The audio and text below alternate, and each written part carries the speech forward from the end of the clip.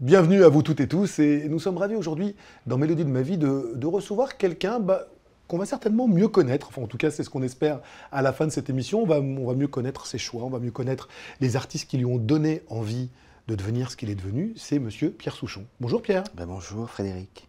Merci d'être là, d'avoir répondu présent à notre invitation. C'est un plaisir d'être là.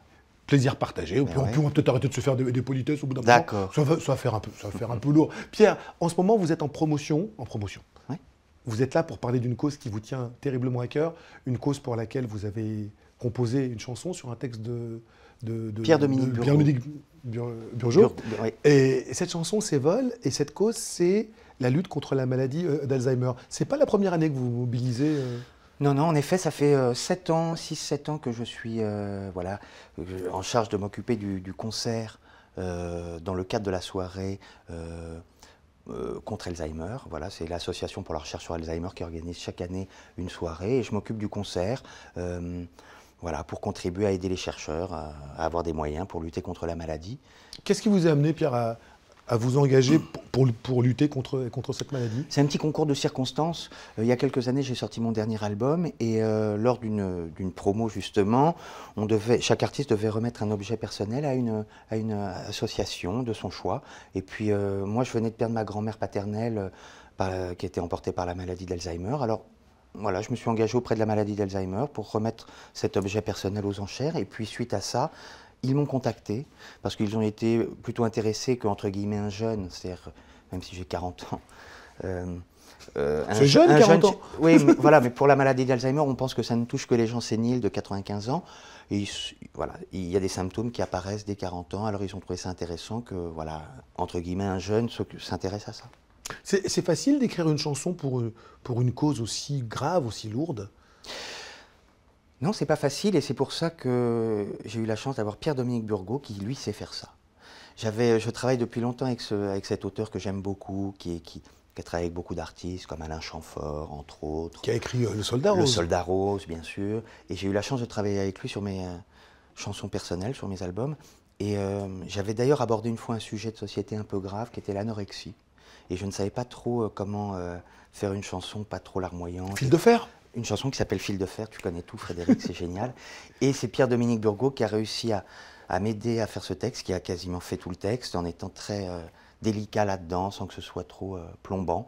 Et il a traité également la chanson sur Alzheimer de la même manière, avec cette légèreté. Je lui ai montré cette musique que j'avais, qui était assez légère, et lui, il a réussi à coller un texte qui parle de la maladie sans être trop triste. Alors, Pierre, à quel moment, je ne vais pas vous demander s'il y avait beaucoup de chansons à la maison quand vous étiez petit. J'imagine qu'avec un papa comme le vôtre, des chansons, vous avez dû en écouter quelques-unes, gamin. Mais à quel moment, vous avez eu envie de faire ce métier-là? Très vite, parce que je joue au tennis petit et cette raquette de tennis devenait une guitare, très facilement. Et un micro aussi, parfois? Et un micro.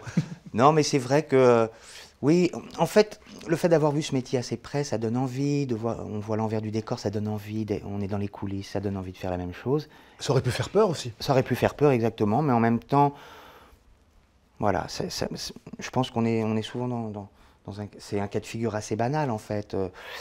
Beaucoup d'enfants reprennent un petit peu la société de leur père ou sont influencés par une mouvance de leurs parents. Ou pas, c'est vrai.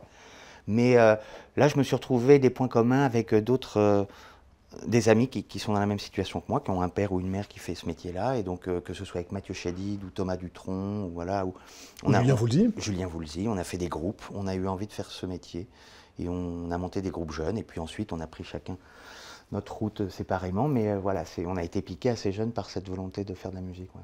Alors, ce qui est très amusant dans le mimétisme, c'est que, bien évidemment, le nom de votre papa est associé pour toujours à celui de Laurent Voulzy. Et vous, vos premiers pas en tant que chanteur professionnel, vous les faites au sein d'un groupe avec un certain Julien Voulzy, qui n'est autre que le fils de Laurent. De Laurent, oui. Nos pères respectifs étaient tout le temps ensemble, loin, et puis nous, on se voyait, on disait, ils sont ensemble, nos parents, ils doivent se marrer, et puis... Julien habitait en banlieue, moi sur Paris, alors on se voyait pas si souvent que ça, et puis on a eu envie de se donner des rendez-vous une fois par semaine et pour faire des groupes, pour faire un groupe, pour faire de la musique. Et puis avec Mathieu Chédid, on s'est rencontrés, pareil, il a eu la même envie, on s'est dit allez, on se voit, voyons-nous tous les samedis ou tous les mercredis. et puis on répète. Et quand vous avez dit à vos parents, coucou, papa, maman, moi je veux faire chanteur, Ouais. ils l'ont pris comment?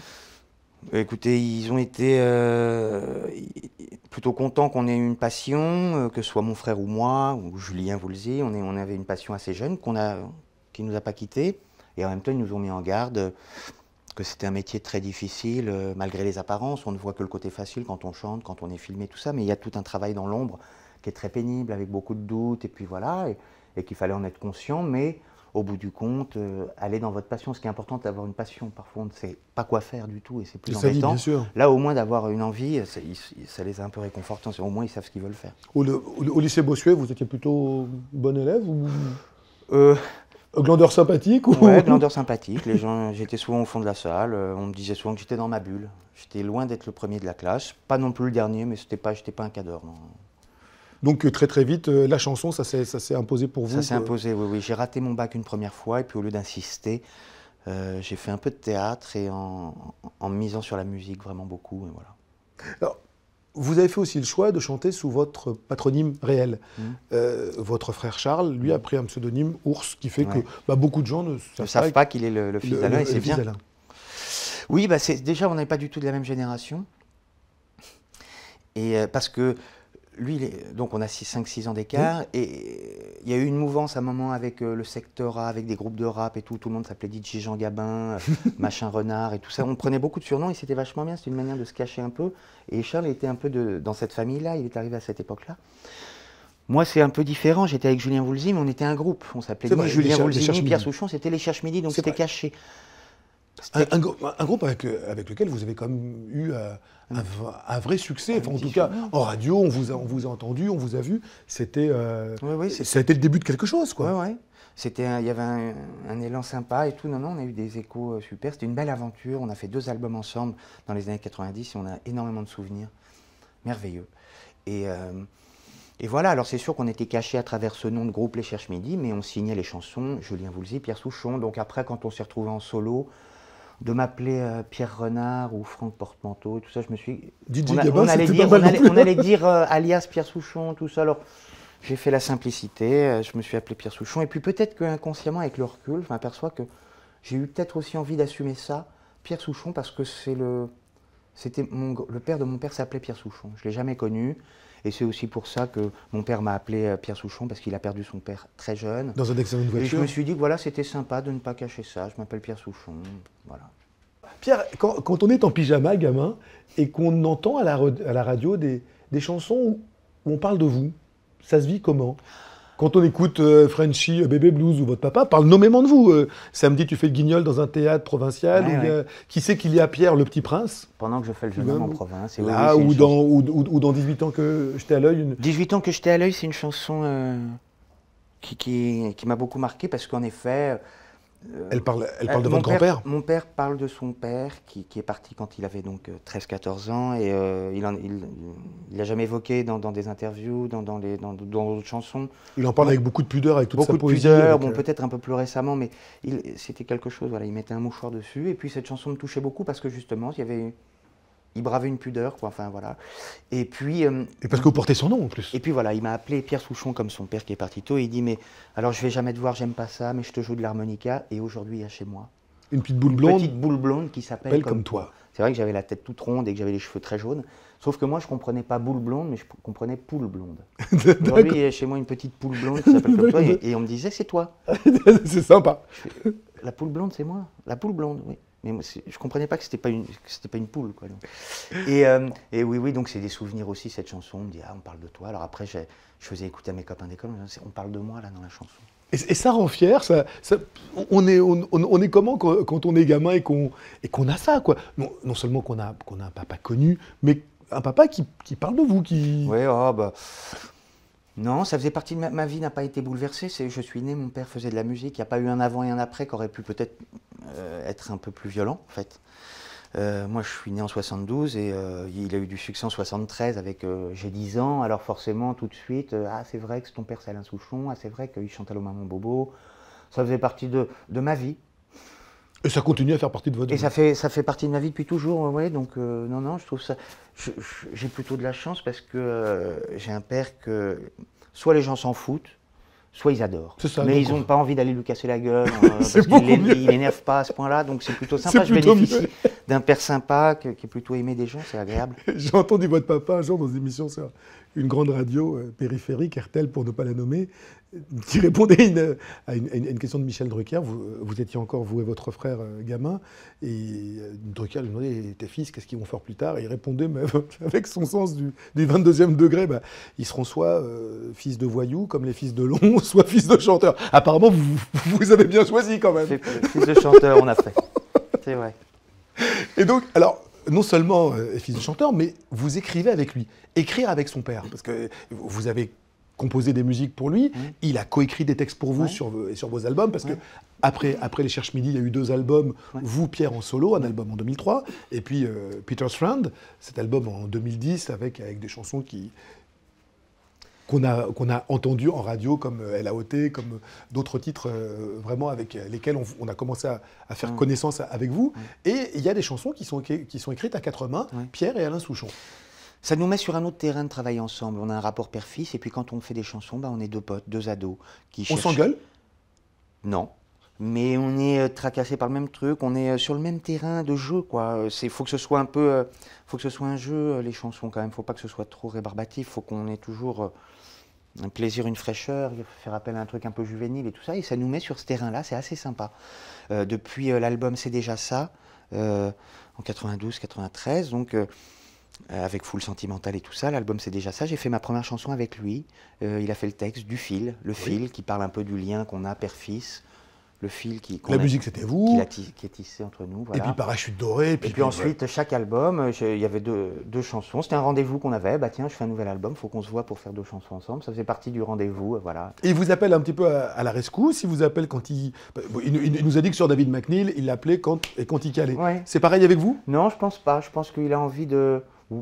Non, c'est pas pour que je l'aide de quoi que ce soit. C'est parce que ça nous permet de nous retrouver sur un terrain ensemble et que c'est assez agréable.